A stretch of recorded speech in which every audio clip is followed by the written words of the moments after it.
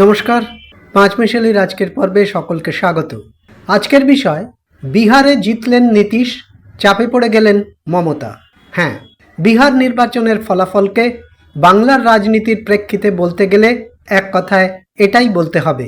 2025-এর বিহার বিধানসভা নির্বাচনের ফলাফল অনেক দিক থেকেই গুরুত্বপূর্ণ। তবে বাংলার প্রেক্ষিতে এই ফল তৃণমূল কংগ্রেস তথা মমতা বন্দ্যোপাধ্যায়ের কাছে আরও গুরুত্বপূর্ণ হয়ে উঠল। মোদ্দা কথা, মমতা ভালো রকম চাপে পড়ে গেলেন। ইতিমধ্যেই বিহারের বিজেপি নেতা এবং কেন্দ্রীয় মন্ত্রী গিরিরাজ সিং বলেছেন, বিহার জেতা হয়ে গেছে, বাকি আছে বাংলা। बिहार की जीत हमारी है, अब अगली बारी बंगाल की है। ফলে মমতা তথা তৃণমূল কংগ্রেসের ওপর ভয়ঙ্কর রকম চাপ বাড়াবে বিজেপি। সেই চাপের মুখে মমতা বন্দ্যোপাধ্যায় নিজের গড় বা দল বাঁচিয়ে রাখতে পারবেন কিনা তার সময় বলবে। তবে বাংলার নির্বাচন যত এগিয়ে আসবে, দলে ভাঙনের সম্ভাবনাও ততই বাড়বে। এবারে বিহার নির্বাচনের ফলাফল নিয়ে কিছু কথা বলা যায়। প্রথম কথা হলো, বিহারে এনডিএ এই যে বিপুল জয় পাবে তা বোধহয় তারাও ভাবতে পারেনি। যেমন ভাবতে পারেনি ইন্ডিয়া জোটের নেতারা যে তাদের এমন পরাজয় হবে যে মুখ লোকানোর জায়গা থাকবে না। ভাবা যায় আরজেডির নেতা তেজস্বীর গড় বলে পরিচিত রাঘবপুর থেকে কোনো মতে জয় পাবেন। আরজেডির এই ফল ইন্ডিয়া জোটের পক্ষে বড় বিপর্যয়ের কারণ।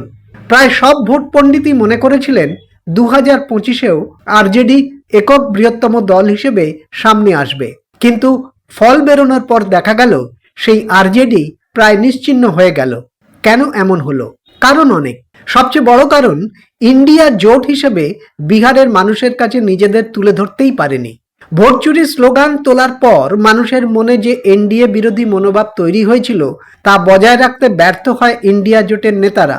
বিশেষ করে রাহুল গান্ধী ভোটাধিকার যাত্রার পর 40 দিন তাকে বিহারের রাজনীতিতে দেখাই যায়নি। তাছাড়া ইন্ডিয়া জোটের মুখ্যমন্ত্রী হিসেবে তেজস্বী যাদবের নাম ঘোষণা করতে বহু সময় কাটিয়ে দেয় কংগ্রেস। ভোটমুখী কোনো রাজ্যে এই ধরনের বালখিল্যতার মূল্য পুরো জোটকেই দিতে হলো। কিন্তু কংগ্রেস কেন এমন করলো? আসলে কংগ্রেস চায়নি বিহারে তেজস্বী বা আরজেডি শক্তিশালী হয়ে উঠুক। উল্টে তারা চেয়েছে তেজস্বীর কাঁধে ভর দিয়ে কংগ্রেসের হারানো জমি ফিরে পেতে। সেই সঙ্গে ইন্ডিয়া জোটের দুই শরিক মুকেশ সাহানির ভিআইপি পার্টি এবং আইপি গুপ্তার দল, এমনকি বামপন্থীরাও ভোটের ফলে দাগ কাটতে পারেনি। সব মিলিয়ে পুরো ইন্ডিয়া জোট চূড়ান্ত বিপর্যয়ের মুখোমুখি হলো। স্বাভাবিকভাবেই তারা এখন এই বিপর্যয়ের দায় নির্বাচন কমিশন এমনকি ইভিএম এর ওপর চাপাতেও দ্বিধা করবে না। ফলে ভোটের পর পুরো ইন্ডিয়া জোটের অস্তিত্বই এখন প্রশ্নের মুখে। বিহারের ভোটে এবার মহিলা ভোট বড় ফ্যাক্টর হয়ে উঠল, একথা অস্বীকার করার কোনো জায়গা নেই।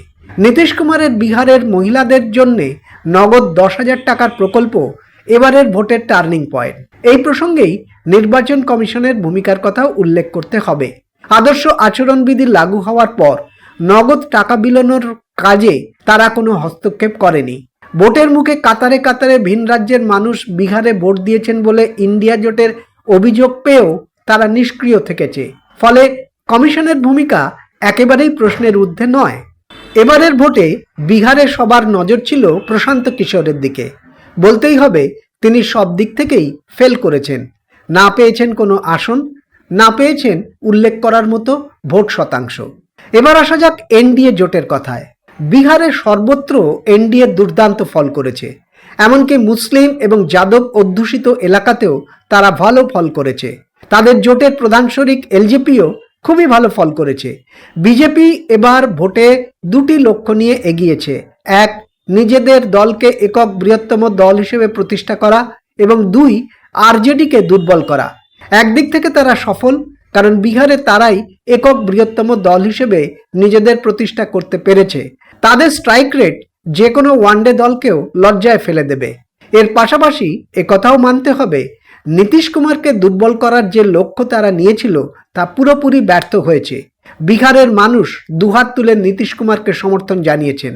ফলে ভোটের আগে তাকে মুখ্যমন্ত্রী ঘোষণা না করলেও এখন তাকে ছাড়া অন্য কিছু ভাবা বিজেপির পক্ষে কঠিন হয়ে পড়বে। এক্ষেত্রে কিন্তু বড় হয়ে উঠবে সংখ্যা।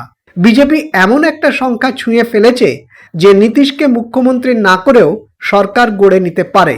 তার প্রধান কারণ হলো ইন্ডিয়া জোটের শোচনীয় ফলাফল। তাদের মোট যা শক্তি তা যদি নীতিশ কুমারের সঙ্গেও জোড়া যায় তাহলেও সরকার গড়ার সংখ্যা হবে না। আর নীতিশ কুমার যদি সেরকম কিছু করতে যান তাহলে তার দলই ভেঙে যেতে পারে। তার মানে কি দাঁড়ালো? বিজেপি প্রথম থেকেই খুবই অঙ্ক কষে এগিয়েছে, তবে তাদের যা স্ট্রাইক রেট তা কিন্তু সন্দেহ তৈরি করে। বিহারের ফল বিজেপির অভ্যন্তরীণ রাজনীতিতে নরেন্দ্র মোদীকে আরও শক্তিশালী করবে। এই ফলাফলের পর তারা বলবে এসআইআর নিয়ে মানুষের মনে কোনো সন্দেহ নেই। আগামী দিনে বাংলা সহ আরও সমস্ত অবিজেপি রাজ্যে প্রবলভাবে এসআইআর করার উপর জোর দেবে তারা।